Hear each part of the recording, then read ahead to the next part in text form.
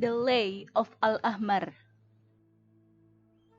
According to the desert dwellers, the world was once ruled by a king named Al-Ahmar, a king of warriors, horticulturists, and sages.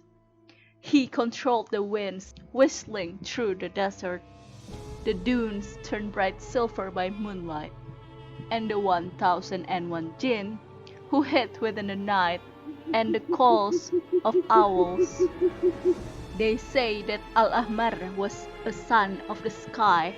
That is why he was known as the king of the world, and received the fervent faith of countless people from the 3 great tribes, and was even adored by the elusive jinn.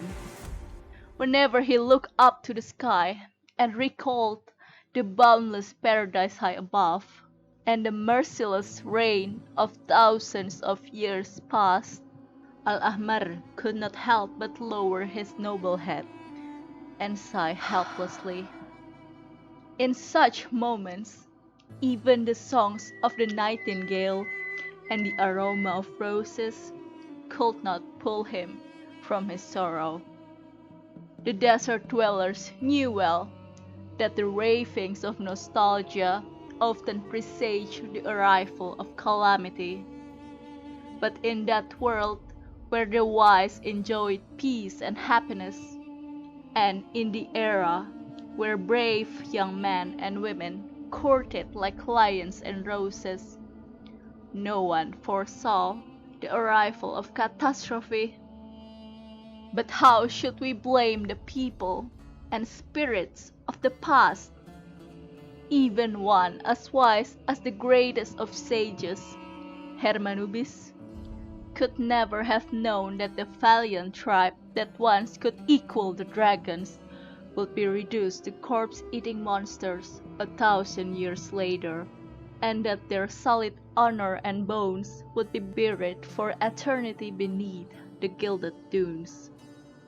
How could he have known that the tribe of the wise, known for generations of sages, would lose our text and become wandering bards of the desert, mourning our emperor with songs that only the jinn understand?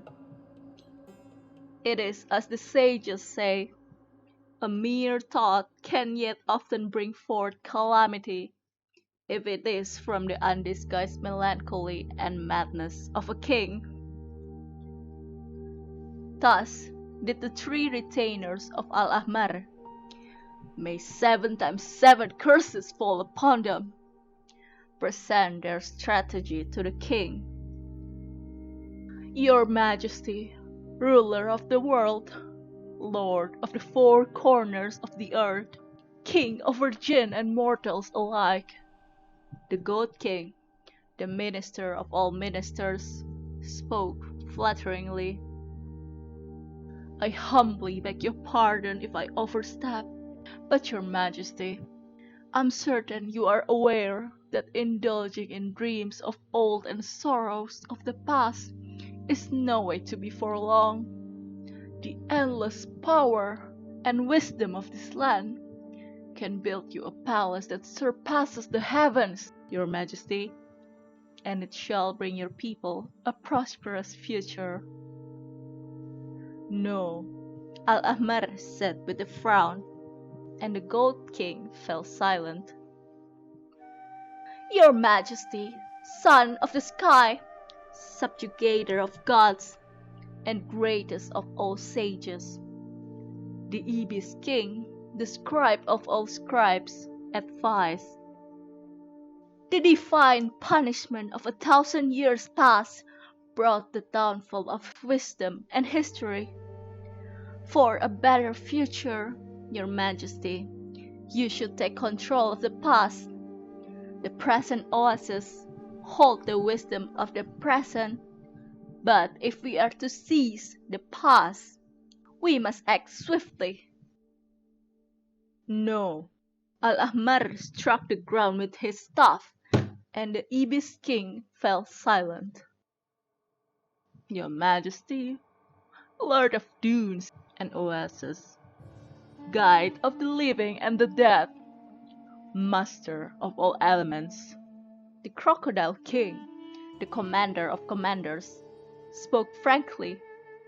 If we are to recall the lost lives and welcome lost opportunities and dreams back into the fold, then this is our final chance.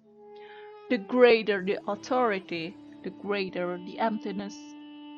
The greater the wisdom, the greater the sorrow. Forget the delusions of the void. Only resurrection and life eternal can fill the endless pit of regret. Al-Ahmar fell silent. Fine. The arbitrary king heeded his retainer's lies. Thus did Al-Ahmar use 100 years and 100 years further to build a huge maze for his kingdom, before trapping himself deep within it in search of forbidden knowledge and an elixir with which he might abandon his mortal form. The subsequent events are knowledge that should not be revisited. They should be eternally forgotten by any rational history. According to the legends of the desert dwellers, in just one night, the kingdom of wisdom and power was buried by the sands of retribution. They say Al-Ahmar separated his mind from his flesh and bone, placing it within the corridors, stairways, doorways, and beams that crawled eternally into the depths. It is said that Al-Ahmar's body gradually decayed on his throne, while worms feasted on it, and that his soul merged into one with the wailing souls of the millions in his kingdom, doomed to wander, lost amidst the howling end, traveling along the dark and winding corridors, growing ever closer to the bottomless abyss. Thus did the minds of millions merge into one, a lone soul that would eventually succumb to madness. And so, Al-Ahmar's kingdom was built and destroyed by his own hand. They say that when that night came, the desert quaked, and the walls of Al-Ahmar's royal city collapsed.